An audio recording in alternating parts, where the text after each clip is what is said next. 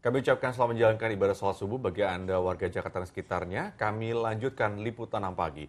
Jakarta membara. Sejumlah peristiwa kebakaran terjadi belakangan ini, mulai dari kebakaran yang melanda permukiman padat penduduk di wilayah Kemayoran, Jakarta Pusat, dan menghanguskan lebih dari 500 rumah warga, hingga kebakaran hebat di Glodok Plaza, Jakarta Barat. Iya, sejumlah orang terjebak di tengah kebakaran sampai-sampai proses evakuasi berlangsung dramatis karena api menjalar cepat hampir ke seluruh bangunan gedung. Belasan orang tewas, beberapa orang juga masih dinyatakan hilang. Apa yang menyebabkan peristiwa ini terjadi? Saksikan Red Alert kebakaran bangunan di Jakarta.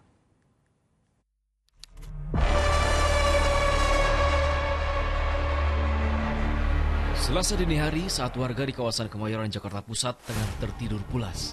Tanpa mereka sadari, api yang berasal dari salah satu rumah dengan cepat merembet dan melahap kawasan padat penduduk ini. Sebanyak 170 personil pemadam kebakaran dengan menggunakan 30 unit mobil damkar berjibaku memadamkan kobaran api.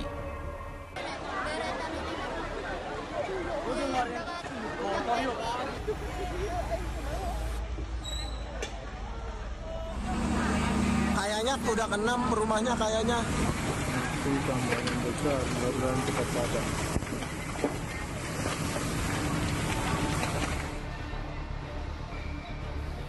Kepanikan melanda warga.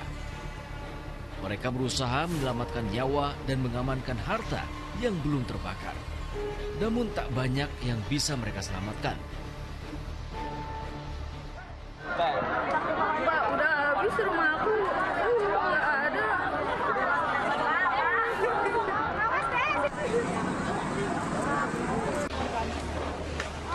Pak, maaf Pak, rumah saya kebakar Pak.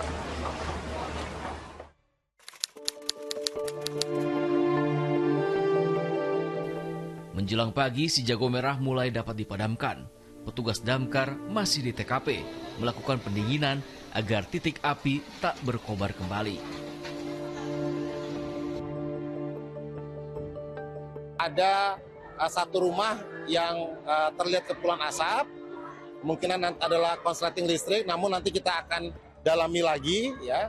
Terkait nanti selesai semua pendinginan, maka tim dari olah TKP dan forensik kebakaran akan hadir di lokasi.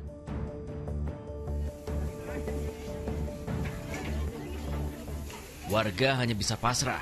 Sebagian besar harta benda ludes habis terbakar. Tersisa sepotong pakaian yang melekat di badan.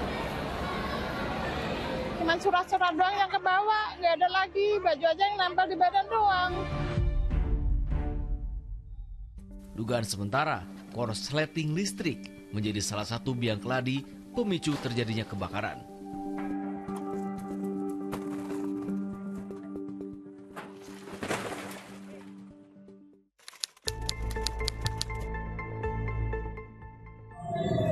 Api di atas gedung, apinya di atas gedung. Apinya di atas Wah, api!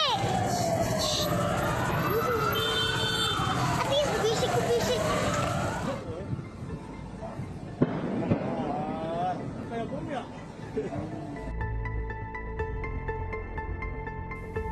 Kebakaran hebat juga terjadi pada Rabu malam 15 Januari lalu. Kobaran api di sekitar Glodok Plaza, Jalan Mangga Besar 2 Jakarta Barat membuat langit terlihat terang benderang. Lidah api menjulur-julur melahap sebagian bangunan Glodok Plaza. Mencekam, suara ledakan terdengar sangat keras yang diduga berasal dari barang-barang elektronik.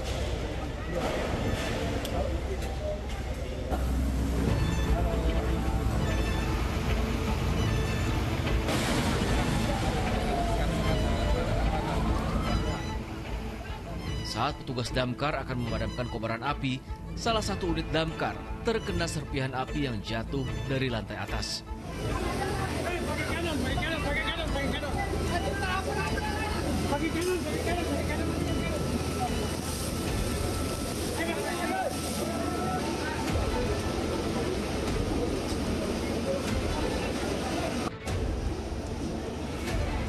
Jatuh dari atas itu. Kebakaran di Plaza Glodok itu saat ini kita masih proses pemadaman. Dan kondisi di TKP di lokasi itu lantai 7, 8, dan 9 sudah terdampak semuanya. Tinggal kita berupaya untuk tidak sampai ke lantai 6. Jadi ada dua strategi yang kita pakai. Pertama, open fighters dari luar gedung dan dari dalam gedung. Kalau dari luar gedung kita menggunakan fire stick, ada 3 unit fire stick sama untuk skylight saat ini.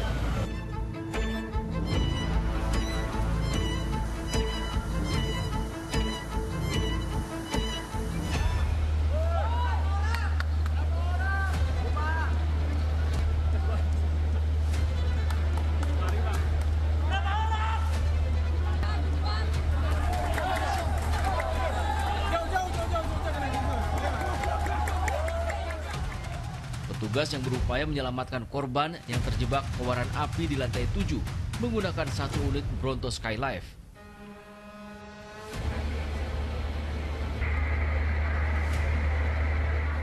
Di tengah api yang masih berkobar, petugas damkar dengan sangat hati-hati berhasil mengevakuasi 9 orang korban selamat.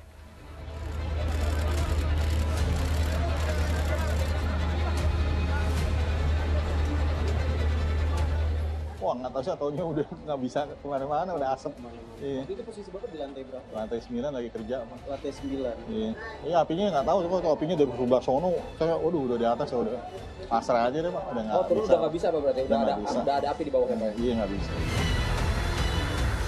Setelah berhasil mengevakuasi korban yang terjebak, Bronto Skylife kembali menaikkan tangga elektronik dan petugas untuk berjibaku memadamkan si jago merah.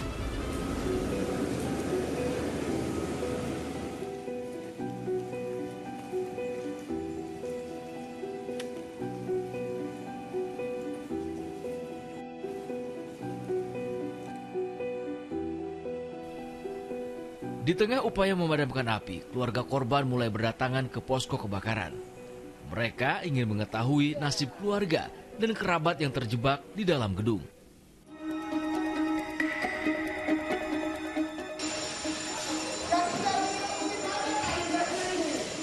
Di dalam disko udah besar.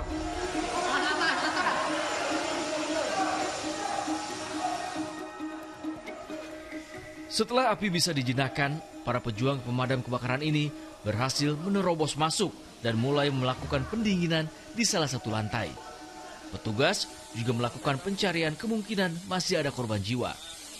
Lantai 6, Plaza Glodok.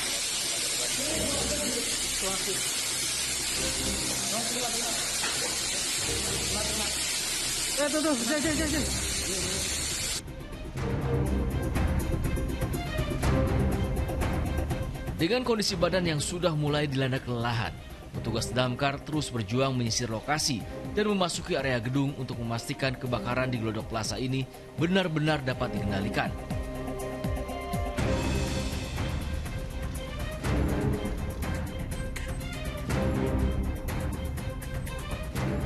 Bergelut dengan api selama hampir 8 jam, akhirnya petugas bisa benar-benar menyinakan api. Asap putih terlihat mengepul dari area depan gedung.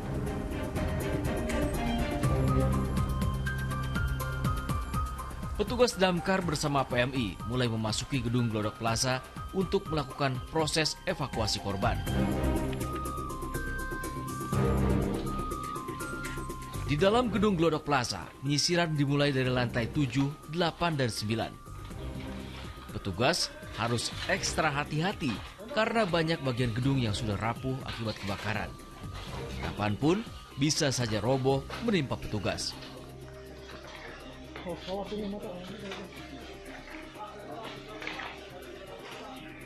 Kondisi lantai 8 Hotel Crown, Glodok Plaza. Awas tuh, hati-hati tuh. Tarik mundur aja, kita isi peluru dulu, baru kita naik lagi. Ditunggu di pos patus nih untuk balung padatnya. Siap, Mendan, kurang lebih setengah jam lagi turun 86.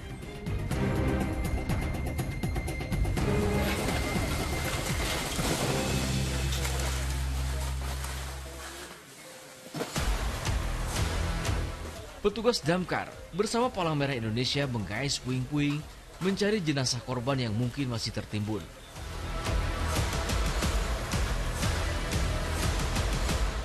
Satu jenazah, ada satu jenazah lagi persis. Dua. Ada 2 ya Pak? Oke. Ya. Setiap kali petugas keluar membawa kantong jenazah, rasa cemas melanda keluarga. Tangis tak dapat terbendung lagi saat menyaksikan sanak saudara terbungkus kantong jenazah.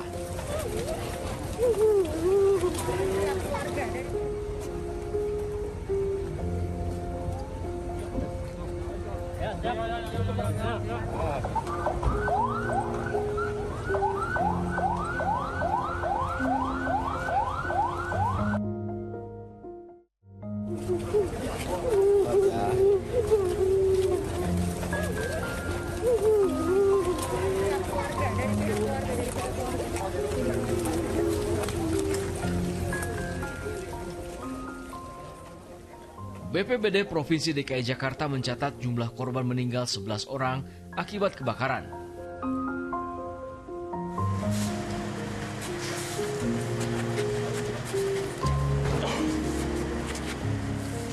Petugas Rumah Sakit Polri Kramat Jati Jakarta Timur mulai mengidentifikasi jenazah korban kebakaran dengan mengambil sampel DNA yang sudah hangus terbakar dan sulit dikenali.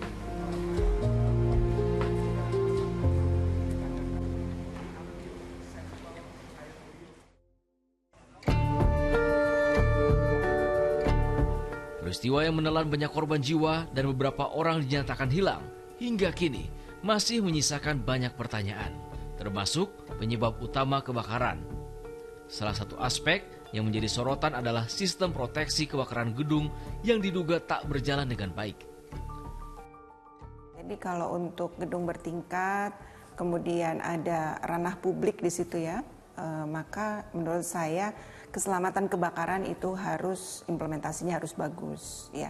Faktanya kita lihat bahwa kebakaran kan meluas begitu ya, menghanguskan hampir sebagian besar dari gedung tersebut dan kemudian banyak korban. Nah, kalau misalnya fire safety atau keselamatan kebakarannya itu diterapkan dengan optimal, maka kebakaran itu akan terdeteksi cepat dengan detektor asap begitu. Dan alarm kebakaran akan menginformasikan kepada penghuni gedung untuk melakukan evakuasi. Nah, faktanya sekarang kita lihat kebakaran meluas, berarti kemudian korbannya banyak. Berarti kemungkinan sistem proteksi kebakarannya tidak bekerja dengan baik. Frontlinernya atau first priority-nya ada di building management. Nah, kalau ini kurang, maka pengawas juga harus memperingatkan, yaitu melalui tadi sistem sertifikat layak fungsi. Jadi sertifikat layak fungsi inilah yang membuktikan bahwa gedung itu sudah layak untuk dihuni, termasuk sistem proteksi kebakaran.